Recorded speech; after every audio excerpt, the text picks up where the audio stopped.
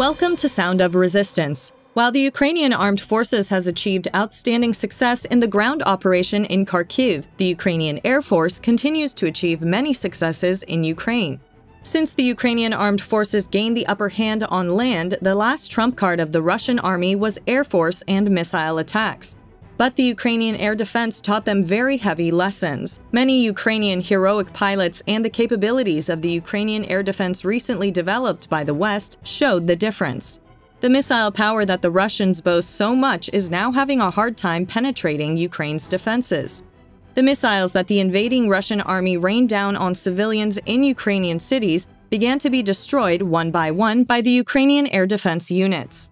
In the latest reports, it was reported that the Air Force units of the Armed Forces of Ukraine destroyed 3 Iskander-K cruise missiles and the Orlan-10 unmanned aerial vehicle in the Dnipropetrovsk region. In the statement made by the Eastern Command of the Ukrainian Armed Forces, it was reported that 3 Iskander-K cruise missiles and an Orlan-10 operational tactical UAV were destroyed in the Dnipropetrovsk region.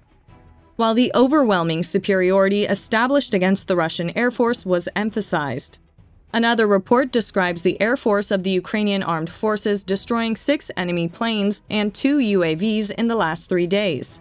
Ukrainian Armed Forces Air Force Command spokesperson Yuri Ignat said, "We can control the sky quite well. Yesterday, an enemy UAV and the invaders' Ka-52 helicopter were destroyed." He recalled that the day before, 4 Su-25 and Su-24 aircraft, as well as a previously unmanned aerial vehicle, were destroyed. The spokesman also noted that the enemy has recently started to use more Su-24 aircraft. At the same time, the spokesman emphasized that the Ukrainian Air Force, effectively fulfilling its duties, destroyed the enemy. At the same time, he noted that on the part of the Russian Federation, attention is now more focused on missile terrorism. The spokesperson, who wanted new air defense systems from the West, said that with the new systems, the Russians could be completely neutralized. To date, air defense forces have received only portable short-range air defense systems that strengthen air defense today. "We're trying to handle the rest ourselves," he said. The data revealed to date shows us that the Ukrainian Armed Forces destroyed almost 70% of the Russian missiles. About 50 to 70% of Russian missiles are shot down by Ukraine's air defense forces, including warplanes and anti-aircraft missile units. Unfortunately, we cannot provide 100% efficiency today. The basis of air defense efforts due to objective factors, such as insufficient stockpile of intelligence equipment, aviation, and anti-aircraft missile systems, these are Soviet systems that may not have the same efficiency and reliability as air.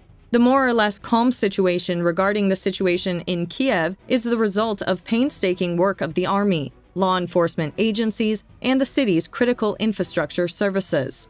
The terrorist attacks and the inactivity of Russia's sabotage and reconnaissance groups are due to the work of these people, because they are preventing this from happening.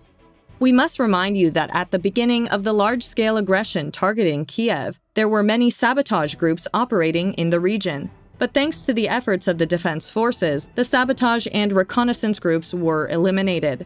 Since the beginning of the invasion, 408 members of such sabotage and reconnaissance groups have been detained throughout Kiev, due to the preventative efforts of law enforcement. At the same time, it is thought that citizens should be vigilant as some of these groups remain idle without waiting for orders. Since the beginning of this month, Russia has been bombarding Ukraine with various types of air and surface-based missiles. That is the Kh-59 and Kh-31 guided air missile attack with P-800 Onyx anti-ship missiles and Iskander-K cruise missiles. Meanwhile, the situation in Ukraine continues to deteriorate for Putin. While the Russian troops are leaving Kharkiv and regrouping in Donetsk, and despite the heavy losses Russia has taken from Ukraine's HIMARS missile system supplied by the USA, Russian President Vladimir Putin is doubling his battle. During a summit in Uzbekistan where Putin had to accept the reservations of the leaders of China and India regarding the war in Ukraine, the Russian president pledged to do everything in his power to end the war, but not by withdrawing his troops. Instead, Putin promised to continue his special military operation. Putin may not have another choice. Whether Putin ends the war now or entrusts what remains of his army to seize full control of Donetsk and Luhansk oblasts, his political future is in danger. Putin will face tough questions from members of the Russian media, the public, and even elected politicians who risk prison to ask for his resignation. If Putin ends the war now, it will cripple the Russian economy for nothing. It also risks being exposed to the world for many war crimes allegedly committed by its own soldiers. In Izium, after Russian soldiers fled the city, Ukrainian authorities reportedly discovered one of the largest mass graves ever seen during the Ukrainian war. Ukrainian President Vladimir Zelensky said that more than 440 graves were found in the area, but it was not known how many civilians were among the dead. In other words, even if the war ends today, the crisis Russia will enter will be much bigger than now. Especially for Putin, a much more deplorable scenario may be waiting for him. We see what we warned earlier, that the Russian invaders left disasters, atrocities, war crimes, intimidating and terrorizing peaceful peoples wherever they set foot.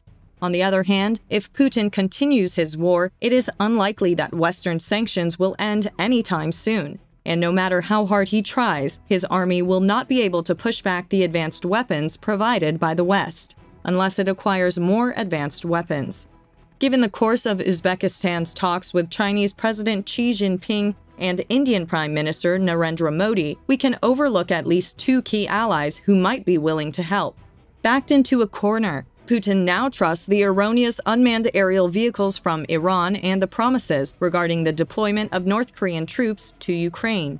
However, it is unclear how reliable these words are. At the same time, even if these promises are fulfilled and Iran and North Korean unmanned aerial vehicles are purchased, the adequacy of these unmanned aerial vehicles is open to debate.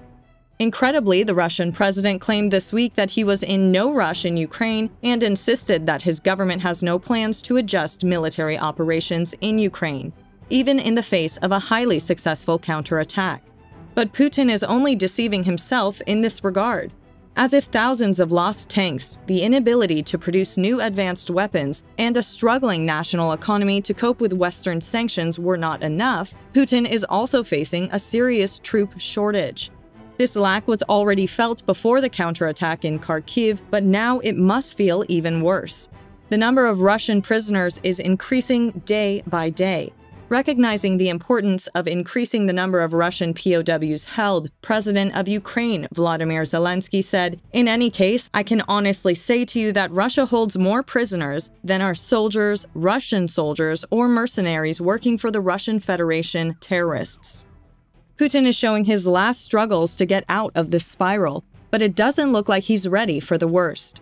Alexander Titov, a Russian analyst at Queen's University Belfast, said Russia's plans were in line with the referendums announced yesterday in Ukraine by Moscow-backed separatists.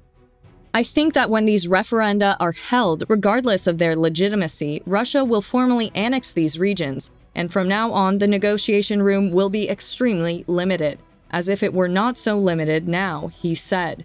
But the future of conflict is now much darker. Beyond the referendums, what we really don't see is a complete defeat of one side or the other, and that means a much longer conflict, Titov said. Russia is mobilizing, Ukraine is mobilizing. Both have weapons and similar materials, so it's really turning into a war of attrition that can last for years rather than the decisive and swift victory that the Russians initially hoped for.